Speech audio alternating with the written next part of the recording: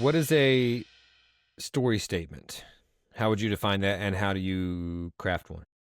A story statement is this very like discriminatory question that every script asks. So the sentence is, "This is a story of blank." You put your main character's name in there or another character. "This is a story of blank who wants blank." You fill in their tangible want. "Will they be successful, or will their internal obstacle prove too difficult?" So there's a blank and then you put in their internal obstacle.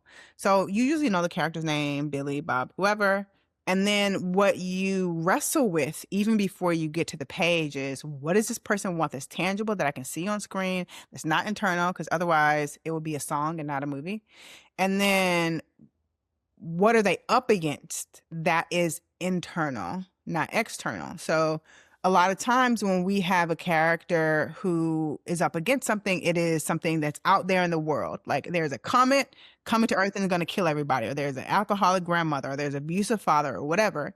And we think that that's what your character is up against. But just like in real life, it's not.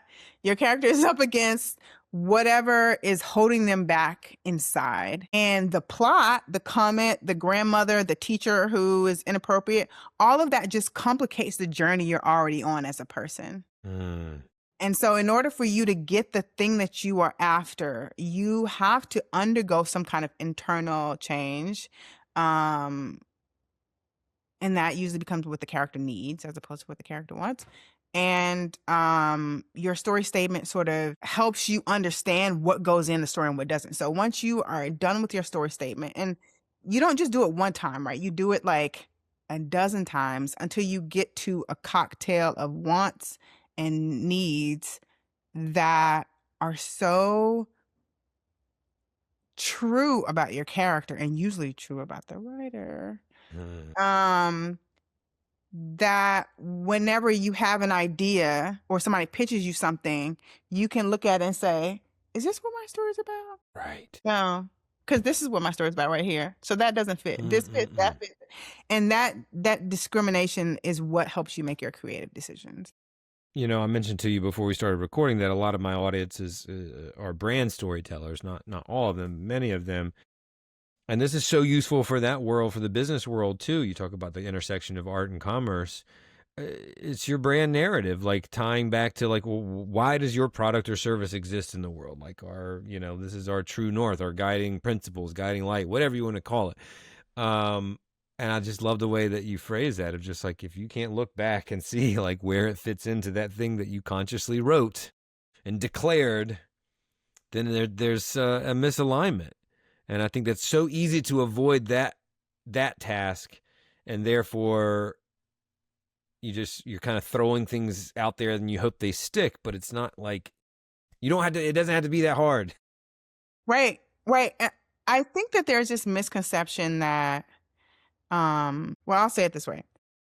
It is emotionally easier to jump into like the ice cream and cake of being creative.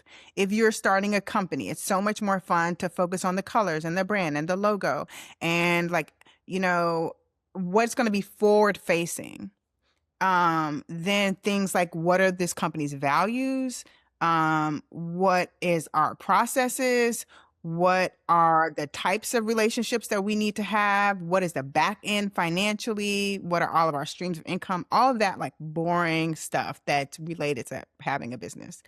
But that's the stuff that holds your business up, right? So if you do that first, you can sort of swim around in all of your creative decisions and have the time of your life because you're not stopped by the fact that you didn't pay your taxes, right? Well, it's it's the same thing with, storytelling. If you handle your foundation now, when you get to the point where you're like, okay, my script happens on Jupiter and do these aliens have noses or not? You can have the time Yeah. of your life because I know that there's a basic human narrative happening that's going to be compelling no matter what I decide these monsters look like.